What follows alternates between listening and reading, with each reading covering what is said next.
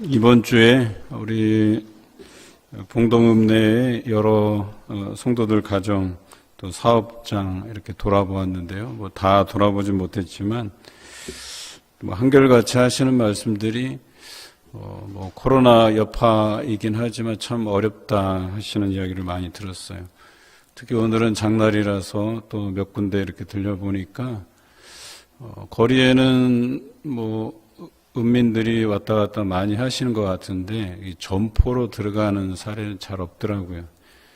그러니까 뭐 마실 나온 것 같은 그런 느낌이 있잖아요. 와서 쭉 둘러보고 뭐 특별히 삶은 물건들이 없으면 그렇게 이렇게 지나다니다가 이제 그냥 지나쳐 버리는 경우들이 많이 있는 것 같아요.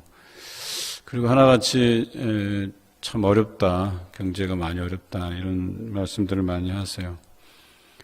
지난주에 이어서 우리가 시편 9편과 오늘 시편 10편을 이제 묵상하게 되는데요. 9편과 시편은 같은 시편으로 묶여져 있다가 나누어졌다고 말씀드렸어요. 오히려 시편 9편은 조금 더 우리가 편안하게 묵상할 수가 있을 것 같아요.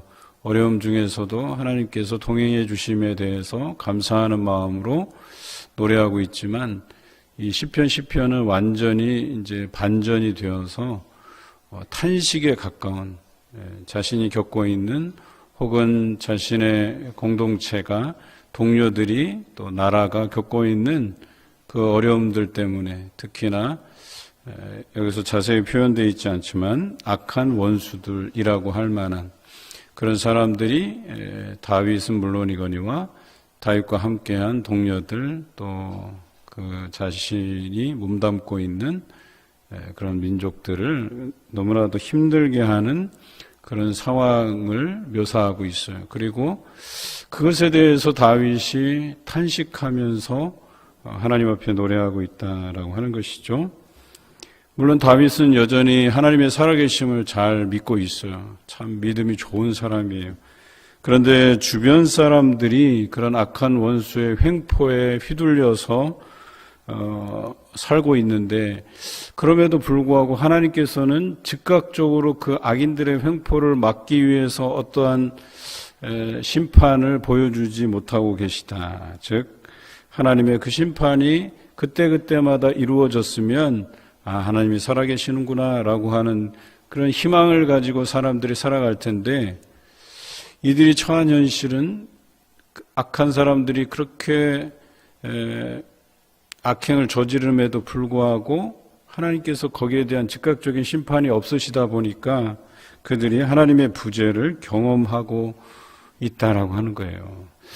다윗은 그래도 하나님께서 역사해 주실 것을 믿음으로 바라보고 인내하며 있지만 그 주변의 사람들이 하나님의 부재를 경험하는 거예요. 그래서 너무 어렵다 보니까 하나님이 안 계신가 보다, 우리를 돌아보지 않으시는가 보다 이런 이야기를 할 때마다 다윗은 괴로운 거예요. 여전히 하나님은 살아계신데 하나님은 역사하고 계신데 라고 그는 믿고 있기 때문에 그렇다는 거예요. 그래서 그런 상황을 빨리 돌이켜 주시기를, 하나님께서 반전시켜 주시기를, 악한 세력들을 평정해 주시기를 간절히 바라는 마음으로 노래하고 있다라고 하는 것이죠. 다윗이란 사람은 참 어려운 시기들, 그 위기들을 잘 이겨냈던 믿음의 사람입니다. 어찌 보면 이 다윗은 자신이 겪고 있는 혹은 겪었던 그런 어려운 상황보다 더 큰 믿음을 소유한 사람이라는 거죠. 우리가 새벽에도 이미 말씀을 나눈 바가 있어요. 우리가 잘 쓰러지는 이유가 뭘까? 잘 시험에 드는 이유, 잘 방황하는 이유는 우리의 믿음의 훈련들이 안 되었기 때문에 그렇다 말씀드렸어요. 우리가 단련되지 않았기 때문에. 그래서 그 상황, 처해진 상황을 믿음으로 이겨가는 것이 아니라 오히려 그 상황이 자신의 그 적은 믿음을 뒤덮어버리는 상황이 발생한다는 거예요. 그런데 다윗은 그렇지 않았다는 거예요. 믿음의 훈련들을 받아왔고 그가 어린 목동 시절부터 그 양을 해치려고 하는 사자와 곰이 나타났을 때 믿음으로 그 사자와 곰을 움켜서 그 입을 찢고 양들을 구해낸 그 전력이 있는 다윗 아니었습니까? 그러니까 그는 자라가면서도 더 큰 믿음을 소유해 갔다. 믿음의 훈련들을 받았다라고 하는 것이죠.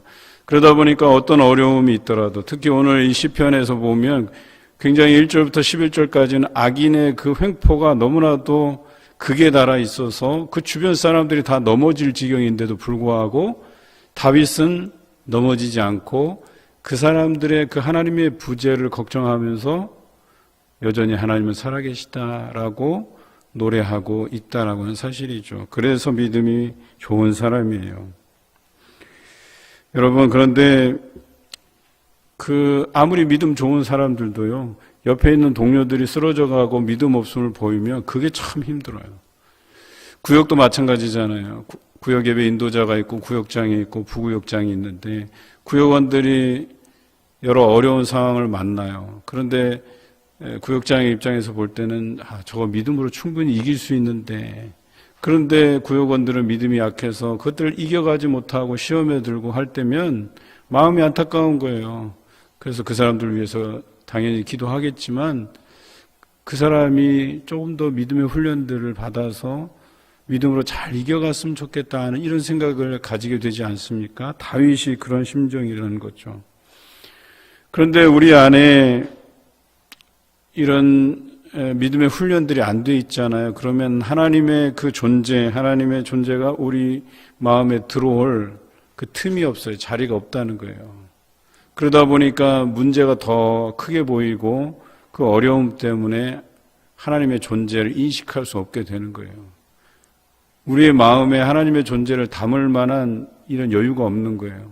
그런데 우리가 우리 자신들을 비워내고 그 비운 자리에 예수 그리스도로 채워가고 성령으로 채워가고 또 하나님의 그 존재들로 채워갈 때야 비로소 우리의 믿음의 분량들도 커져가는 것이고 우리에게 다가온 어려움도 그 믿음으로 극복할 수 있는 것 아니겠습니까?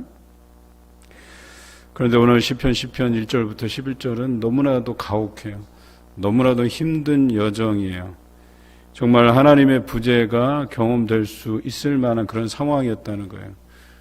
적어도 이 다윗을 제외하고는 많은 사람들이 시리에 빠져 있고 하나님이 안 계신가 보다 이렇게 불평하고 이야기하는 사람들이 있었다는 거예요. 본문 1절을 한번 볼까요? 우리 본문 1절을 우리 함께 읽겠습니다. 여호와여 어찌하여 멀리 서시며 어찌하여 환난 때에 숨으시나이까. 다윗이 처한 현실은 악한 원수들이 아주 강력한 세력을 가지고 있었다는 거예요. 그러다 보니까 이 사람들이 온 세상을 다 휘젓고 다니는 거죠. 악한 원수들이 득세하고 오히려 의인들은 역경에 처하는 그런 모양새다라고 하는 거예요. 그래서 여호와께서 멀리 계신 것 같고 또 의인의 눈을 피해 어디론가 숨어 계신 것은 아닌가 하는 이런 노래를 할 정도로 하나님의 그 능력의 손길이 전혀 그들 앞에서는 경험되지 못하고 있는 그런 상황에 처해 있었다라고 하는 거예요. 반면에 악한 이들은 이 가련한 자들을 박해하고 또 그 세력의 활개를 편 것처럼 그런 모양새를 띠고 있다는 사실이죠. 다윗은 이 악한 원수들이 행할 때마다, 악한 행실을 행할 때마다 하나님께서 그때그때 나타나셔서 그것들에 대해서 심판해 주시면 너무나도 좋은데 지금 그러지 않은 상황이다라고 하는 거예요. 적어도 그런 상황이라면 우리가 함께 하나님의 살아계심을 믿고 의지해 가면서 그때그때 하나님께서 심판하심에 맡겨두고 좀 살아갈 용기가 날 텐데 그들이 인내하고 기다려도 그런 하나님의 응답하심이 보여지지 않는 그런 상황에 맞닥뜨려졌다라고 하는 거예요. 그리고 다윗은 이 상황을 조금 더 견딜 만한 여력이 있지만 그 옆에 사람들이 쓰러져가는 모습들을 보면서 더욱 힘겨워하고 있다라고 하는 사실이죠. 여러분, 가끔 목회자로서 어려운 부분들이 뭐냐면 저는 그래도 좀 이겨갈 수 있는 상황이라고 판단하지만 성도들 가운데에서는 그 어려운 상황 속에서 힘들어하고 주저앉고 포기하고 이런 분들을 보게 되면 목회자로서 참 힘들어요. 분명히 하나님은 살아계신데 이것을 어떻게 성도들에게 이해시키고 믿게 할까 이런 고민이 들고 참 어려워요. 그저 목회자로서 기도할 수 있는 것은 저 사람이 좀 더 믿음의 훈련을 받아서 믿음으로 더 단단해져서 이 시험들을, 이 어려움들을 잘 이겨갔으면 좋겠다 하는 그런 바람들을 가질 뿐이에요. 차라리 제가 고통스러우면 제가 좀 견딜만 하니까 그것을 감내하겠지만 제게 주어진 게 또 아니다 보니까 이분이 어떻게 하든 그 하나님의 살아계심을 믿고 믿음으로 그것을 잘 견디어 나가면 좋겠다는 그런 바람을 가지게 되는 것이죠. 때로는 제 자신에게 물어보기도 하죠. 또 하나님 앞에 여쭈어보기도 해요. 내가 왜 이런 것 하나 해결해 주지 못하면서 목회자가 되었을까라는 이런 자괴감에도 빠지고, 또 하나님께는 왜 이런 신실한 성도들이 이 어려움에 처하게 하시는가, 왜 힘들게 하시는가, 이 이유에 대해서 너무나도 궁금하고 또 하나님께 묻기도 합니다. 그런데 내려지는 결론은 하나님의 그 응답하심에 맡겨두고 내가 할 수 있는 일하고는 중보기도 외에는 어떻게 할 도리가 없다라는 그런 결론에 이르게 돼요. 또 한 가지 다짐은 우리 성도들이 적어도 그런 어려움에, 그런 시험에 넘어지지 않게, 힘들어하지 않게 믿음의 훈련들을 단련하게 만드는 것이 중요하다, 그런 판단을 하게 되죠.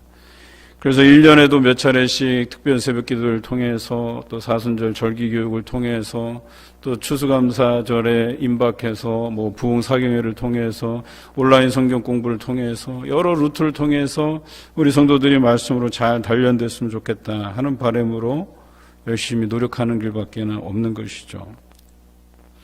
그런데 이보다 더 나쁜 상황은 이거예요. 내 동료들이 쓰러지고 또 방황하고 하는 것까지는 어떻게 중보하면서 서로 격려해 가면서 손 붙들어 주면서 끌고 가겠는데, 주변의 반응들이에요. 어떻게 하나님을 잘 섬기는 이들이 이런 어려움을 겪고 있는지 주변에서 믿지 않는 사람들이 우리들을 바라보는 그 시선이 더 부담스러운 거예요. 봐라, 하나님이 계시다면 네가 믿고 섬기는 그 하나님께서 너 어려울 때 당연히 응답해 주셔야 되고 함께 해 주셔야 되지 않겠느냐라고 하는 이런 말들 때문에 더 힘들어한다라고 하는 거죠. 그런데 다윗도 그들의 동료들뿐만 아니라 주변에, 즉 주변이라고 하면 이방 국가들이죠. 이방 국가들이 야, 너희들 하나님을 그렇게 신실하게 잘 섬기면서 어떻게 그런 어려움에 처할 수 있느냐라고 분명히 말할 수 있었던 부분이 있어요. 그래서 다윗은 더욱 탄식하고 이렇게 애타게 하나님을 찾고 있는 것이죠.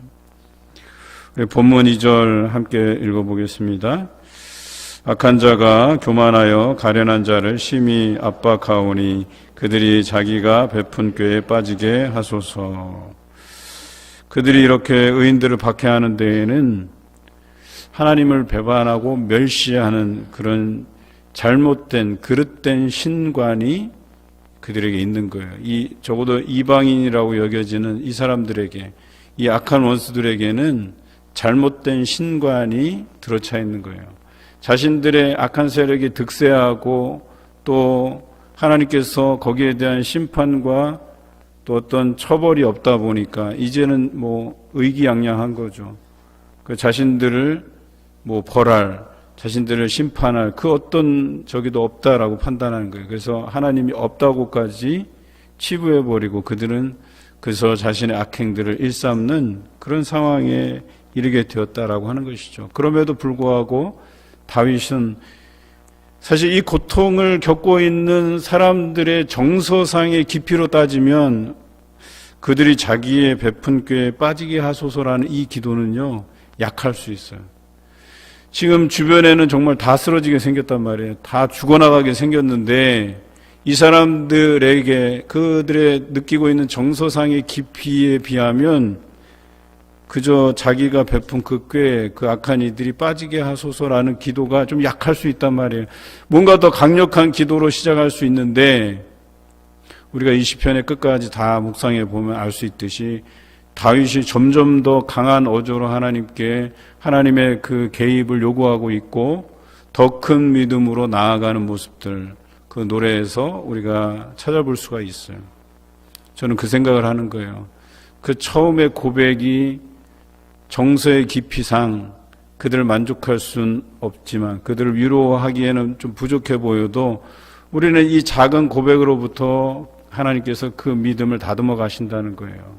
더 확신차게 확신 있게 하나님 앞에 노래할 수 있도록 기도할 수 있도록 우리를 점점점 다듬어 가신다라고 하는 것을 발견하게 돼요.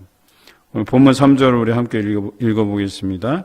악인은 그의 마음의 욕심을 자랑하며 탐욕을 부리는 자는 여호와를 배반하여 멸시하나이다. 이 악한 이들의 그 태도가 아주 불만족스러워요. 하나님이 계시지 않거나, 그런데 하나님이 계신다 해도 자신들의 세력을 어찌할 수 없는 무능력한 그 하나님을 생각한다는 거예요. 다윗이 더 참기 힘든 것은 이 악한 사람들이 하나님을 능멸하는 바로 이것을 견디기 힘들어하고 있는 거예요. 하나님은 살아계시고 그것을 내 백성들, 내 동료들에게 알려주고 싶은데, 믿게 하고 싶은데 더 괘씸한 것은 이 악한 이들이 하나님이 없다고까지 하며 하나님을 능멸하는 거예요. 이것에 대해서 참지 못하는 거예요. 다윗은 탄식을 넘어서 분노하기에 이르렀다라고 하는 것이죠. 여러분, 그 역대 그 대한민국 정부들을 보면 역대 정권들이 있잖아요. 제가 이렇게 잘 분석해 보니까 인기가 떨어지는 두 가지가 있어요. 어느 정권이든 다 마찬가지예요. 첫째는 경제가 어려울 때예요. 경제가 많이 어려워지잖아요. 그러면 이 어려움이 정부가 잘못해서 그렇다는 생각이 지배할 때가 있어요. 그러면 그 정부의 지지도가 떨어져요. 두 번째는 악한 이들이 판칠 때입니다. 그래서 저들이 부정한 방법으로 자기들의 이익을 챙길 때 정부는 왜 그것을 막지 못했느냐라고 하는 그런 생각이 지배할 때예요. 그런데 마찬가지로 다윗도 분명히 하나님을 신뢰해요. 하나님이 살아계신 걸 알아요. 그런데 주변의 백성들이 하나님께 대한 그 신뢰가 점점 떨어지고 있다는 거예요. 그런 것에 대해서 또 심지어는 어떤 사람들은 믿음의 사람이라고 자부하면서도 이제는 이것을 보니까 하나님이 없다고까지 정의해버리는 사람들이 생겨나는 그 현실을 너무나도 안타까워한다라고 하는 것이에요. 아마도 그 어느 정부가 들어서든 그 정부를 지지하는 사람들의 입장에서는 그래도 잘하고 있는데, 노력하고 있는데, 이런 사람들 때문에 또 이런 여건들, 코로나라든지 이런 여건들 때문에 라고 해서 그 지지하는 정부를 좀 더 아끼려는 마음이 있고 지지하려는 마음이 있지 않습니까? 마찬가지로 다윗이 그렇다는 거예요. 하나님은 살아계시는데. 그럼에도 불구하고 그들이 어려움에 처해 있고 악인들이 횡포를 부리고 하나님의 그 심판은 나타나지 않고 있고, 이런 상황에 대해서 다윗은 지속적으로 그것으로 고통스러워하고 뿐만 아니라 이런 모습들에 대해서 그는 괴로워했다라고 하는 것이죠. 지금까지의 태도는 고난받는 이들의 그 정서상 아주 약한 차원의 그 태도, 그래서 저들이 자신들이 이렇게 베푼 꾀에 자기들이 빠지게 해달라는 이 작은 기도를 하고 있지만, 이것이 약해 보일지 모르지만 저는 좀 다르게 생각해요. 다윗의 기도를 하나님께서는 들으시고 그 작은 것을 다듬어 가셔서 결과적으로 그것을 더 굳세게 만들고 있다라고 하는 것이죠. 여러분들이 무엇을 놓고 기도하든 여러분들의 그 미약한 기도도 하나님께서 받으시고 여러분들의 그 믿음을 더욱 굳게 세워주실 것이다 라고 하는 것이죠. 원수들을 멸하실 하나님을 노래할 때까지 그 작은 고백을 받으시는 그 하나님이신 것을 믿고 작은 고백이라도 담대히 해나갈 수 있는 여러분 되시기를 주님의 이름으로 기원합니다. 4절부터 11절까지는 악한 원수들이 하나님을 어찌 생각하는지에 대해서 구체적으로 드러나 있어요. 본문 4절 우리 함께 읽겠습니다. 악인은 그의 교만한 얼굴로 말하기를 여호와께서 이를 감찰하지 아니하신다 하며 그의 모든 세상에 하나님이 없다 하나이다. 정말 발칙하지 않습니까? 이 악인들의 그 행동이, 고백이 하나님은 자기 백성들을 돌보지 않는다는 것과 또 악한 이들을 감독하거나 그들을 조사하지 않는다, 감찰하지 않는다, 이렇게 생각한 거예요. 심지어 하나님이 안 계시는가 보다, 없다라고까지 그들은 하나님을 욕보이고 있다라는 것이죠. 5절과 6절을 함께 읽어보겠습니다. 그의 길은 언제든지 견고하고 주의 심판은 높아서 그에게 미치지 못하오니 그는 그의 모든 대적들을 멸시하며 그의 마음에 이르기를 나는 흔들리지 아니하며 대대로 환난을 당하지 아니하리라 하나이다. 악한 원수들은 자신들은 언제나 견고하기 때문에 흔들릴 수 없고 하나님의 심판이 자신에게 미치지 아니할 것이고 또 그들은 흔들리지 않으며 또한 환난을 당하지 않는다라고까지 확신에 찬 이런 이야기를 하고 있는 상황입니다. 그러니까 반대로 이런 괴로움, 이 폭정의 그 압박을 받는 사람들은 얼마나 힘들겠어요. 그리고 얼마나 분통 터지겠어요. 특히 다윗의 경우가 그렇겠죠. 본문 7절에는 저주와 거짓과 포악이 충만하며 라고 기록되어 있어요. 또 혀 밑에는 잔해와 죄악이 가득하다. 8절에는 마을의 구석지고 은밀한 곳에서 무지한 자를 죽이며 가련한 자들을 죽이기 위해서 엿본다, 살핀다, 이렇게 되어 있어요. 본문 9절에는 자기 굴에 엎드려 가련한 자를 잡으려고 기다리다 그물로 가련한 자를 잡는다. 여러분 정말 무섭지 않습니까? 그런 표현 있잖아요. 우는 사자와 같이 삼킬 자를 찾는다라는 표현. 사단이 우는 사자와도 같이 믿음이 연약한 자들, 그런 자들을 삼키기 위해서 노린다, 이런 표현 아니에요. 그러니까 얼마나 이 상황이 정말 안타까운 현실인가라고 하는 거예요. 그들의 그 악독함이 아주 극에 이르는, 절정에 이르는 것이죠. 그런데 이들의 악함의 절정은 본문 11절에 나와요. 우리 함께 읽어보겠습니다. 그가 그의 마음에 이르기를 하나님이 잊으셨고 그의 얼굴을 가리셨으니 영원히 보지 아니하시리라 하나이다. 이들은 하나님의 그 백성을 괴롭히는 것뿐만 아니라 하나님의 그 이름을 모욕하는 데까지 이르게 돼요. 하나님께서 자기 백성을 완전히 잊으셨다라고까지 이야기합니다. 심지어 하나님께서 자신의 얼굴을 가리셔서 자기 백성을 돌아보지 않는다고까지 그렇게 하나님을 모욕하고 있는 모습입니다. 다윗은 이러한 악인들의 행태를 하나님께 애가로, 슬픈 노래로, 탄식의 노래로 고발하고 있다라고 하는 것이죠. 여러분, 예나 지금이나 다윗은 이러한 악한 이들에 대한 그 행태에 대해서 분노하고 있는 모습을 우리가 발견하게 돼요. 오늘 이러한 악한 행실을 보이는 원수들을 하나님 앞에 슬픈 노래를 지어서 탄식으로 이렇게 노래하고 있는데 이 부분은 바로 이 악한 사람들의 행실에 대한 분노의 표현이에요.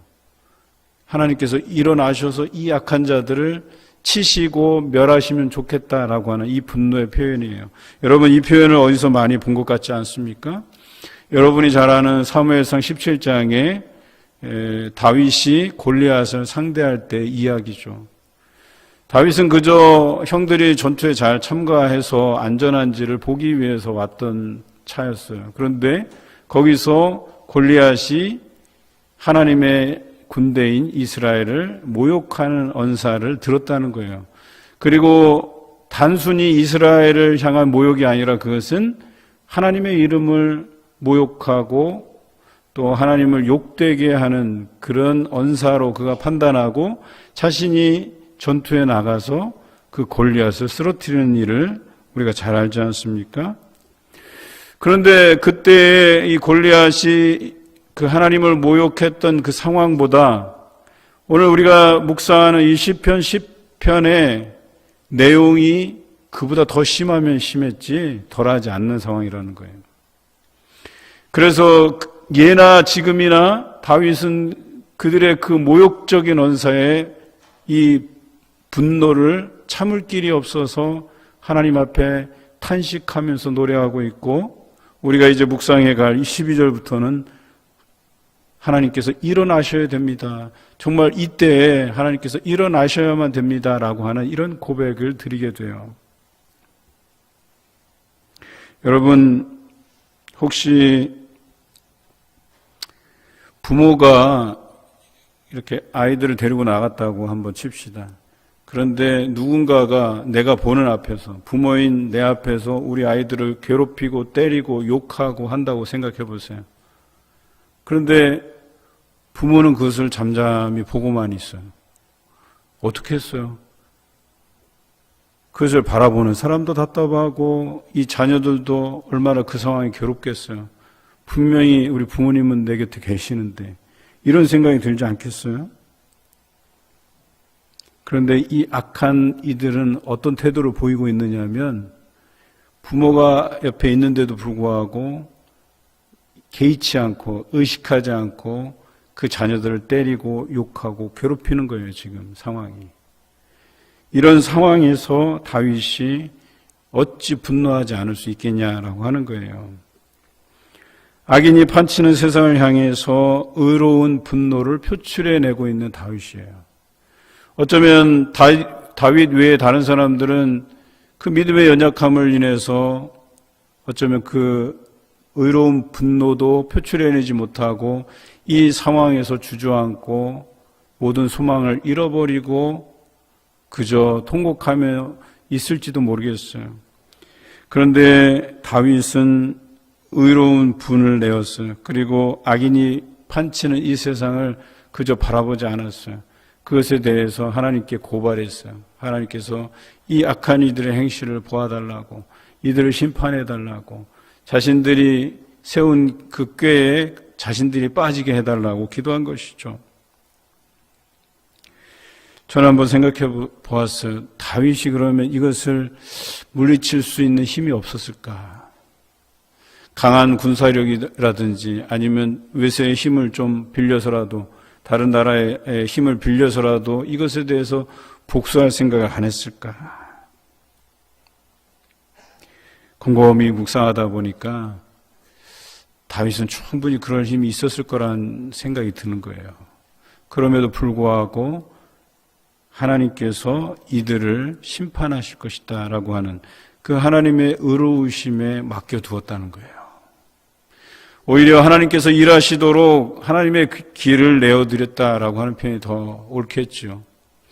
자신이 이 상황들을 평정해서 그 모든 칭찬을 자기에게 돌리는 것보다는, 자기가 받는 것보다는 하나님께서 개입해 주셔서 이 어려움들을 하나님께서 평정하시고 오직 하나님의 이름이 많은 사람들 앞에 드러내 보여지고 모든 사람이 하나님의 이름을 높여드리는 그런 상황이 되기만을 바라는 그의 믿음과 확신이 여기에 담겨져 있을 것이다 라는 그런 묵상을 하게 되었어요. 이것이 다윗의 지혜라는 거예요. 여러분, 여호사밧의 고백을 기억하시죠? 전투에 나갔어요. 여호사밧이 거느린 군대가 훨씬 더 많았어요. 훨씬 더 많았어요. 100만이 넘는 그 군대를 가지고도 얼마 안 되는 외세가 침략했을 때 그의 고백이 어떠했습니까? 우리가 저들의 침략 앞에서 어찌할 줄도 모르고 아무 힘도 없다는 고백을 하게 돼요. 그리고 오직 주만 바라보나이다 라는 고백을 하게 돼요. 여러분, 이 상황은요, 그냥 여호사밧이 군사력으로 밀어붙여서 이길 수도 있는, 물리적으로 볼 때 충분한 그런 상황이었다는 거예요. 그럼에도 불구하고 여호사밧이 뭐라 그랬어요?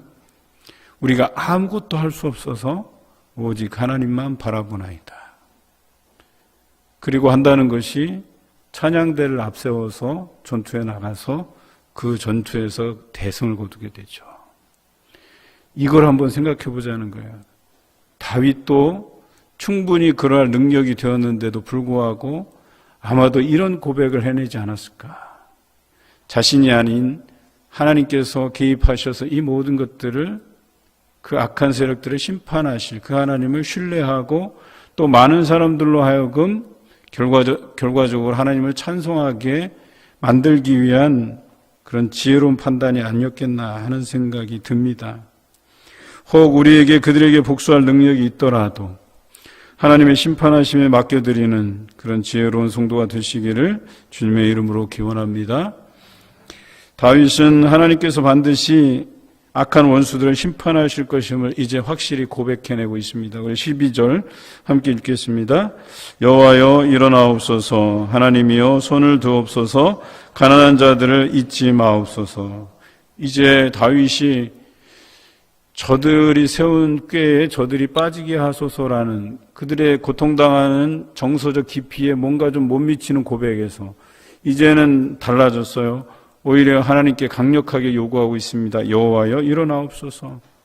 그래서 하나님이여 손을 드옵소서, 그리고 가난한 자들을 잊지 마옵소서. 이렇게 고통당하는 나의 백성들을 또 우리의 현실들을 외면하지 마옵소서라고 기도하고 있다는 거죠. 그런데 여기에 대단한 믿음의 고백이 있어요. 여기에는 어떤 의미냐면 하나님께서 일어나시기만 한다면, 하나님께서 손을 드시기만 한다면 이 모든 상황이 평정될 것이라는 믿음이 담겨져 있어요. 그 어떤 대단한 액션을 취하는 게 아니라 오직 하나님께서 일어나시고 손만 드신다면 지금의 모든 상황들이 정리될 것이라는 이 확실한 믿음이 그에게 있었다라고 얘기하는 겁니다. 오늘 이제 원수들의 행태를 꼬집으면서 이제 그들이 안심하고 있는 이 상황들을 꼬집고 이 모든 것을 하나님께서 역전시킬 것이다, 뒤집어 엎을 것이다 라고 하는 것을 고백해내고 있어요. 13절에 보면 하나님께서 악한 원수를 감찰하실 것이며, 14절에 보복하시는 하나님, 15절에 악인의 팔을 꺾으시고 그들의 죄를 찾아내실 것이며, 16절에 그들을 멸하실 것을 다윗은 확실하게 노래하고 있습니다. 여러분, 이 얼마나 믿음 있는 고백입니까? 그래요. 다윗은 충분한 이런 믿음이 있었다는 거예요. 이 상황을 믿음으로 극복할 만한 인물이었다는 거예요.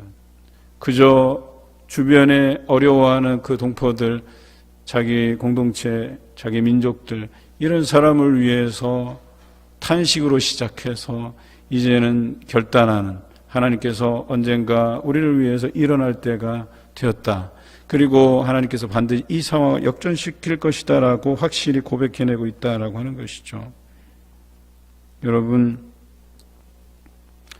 앞서 하나님의 심판에 맡겨두자라고 하는 것은 무관심하자는 얘기는 아니에요. 분명히 우리 해야 될 것은 저들의 악함을 주장해야 돼요. 하나님 앞에서 분명히 말씀드려야 되고 고해야 돼요. 그리고 하나님의 때가 언제인지를 우리가 기다리면서 촉구해야 되는 거예요. 하나님, 반드시 이 악함을 하나님께서 멸해달라고, 심판해달라고, 이런 요구들을 하나님께 드려야 된다라고 하는 것이죠. 목소리를 내야 한다는 것입니다. 그러나 하나님께서 심판하실에 우리가 맡겨두는 믿음이 필요한 거예요. 그런 것들을 촉구하지만 우리가 행동하는 것보다 독단적으로 우리의 자의로 행하기보다는 하나님의 의로우신 심판에 맡겨두고 확신을 가지고 우리가 기도할 필요가 있다라고 하는 것이죠. 결론입니다. 우리 본문 17절과 우리 18절 같이 읽겠습니다. 여호와여, 주는 겸손한 자의 소원을 들으셨사오니 그들의 마음을 준비하시며 귀를 기울여 들으시고 고아와 압제당하는 자를 위하여 심판하사 세상에 속한 자가 다시는 위협하지 못하게 하시리이다. 여기서 이제 다윗의 믿음의 절정이 보이는 거예요. 처음에는 그들의 정서상 좀 약해 보였던 기도가 결말 부분에 가서는 대단한 믿음의 표현으로 고백되고 있다라고 하는 것이죠. 하나님께서는 반드시 주의 겸손한 자들의 소원을 들어주실 것이고 그들의 마음을 준비하시며 귀를 기울여 들으시고 고아와 압제당하는 자를 위해서 악한 자들을 심판하실 것이고 세상에 속한 자들이 다시는 하나님의 백성들을 위협하지 못하게 하실 것임을 그는 믿음의 고백으로 하나님께 드리고 있다라고 하는 사실이죠. 여러분, 이것을 종말론적인 관점에서 바라볼 필요가 있어요. 여러분, 세상이 좋아질 거라기보다는 오히려 세상이 더 악한 자들로 인해서 나빠져가는 모습들을 우리가 지금까지 계속해서 보고 있어요. 시대가 악하기 때문에 이 악한 자들이 부정한 방법으로 자신들의 이익을 가로채고 약한 자들을 괴롭히고 정직한 자들의 등을 치는 이런 판국이라고 할 때에라도 우리는 기억해야 될 것이 이들을 심판하실 하나님께서 예수 그리스도를 이 땅에 다시 보내실 것이라는 거예요. 예수 그리스도의 재림이 일어나는 그날에 이 모든 악한 자들의 행실에 따라 그들이 심판을 받을 것이고 그 원수들을 하나님께서 멸하실 것이고 하나님의 백성들을 구원하실 것이다 라고 이 종말론적 관점에서 이 시편을 묵상해도 좋겠다 하는 생각을 해요.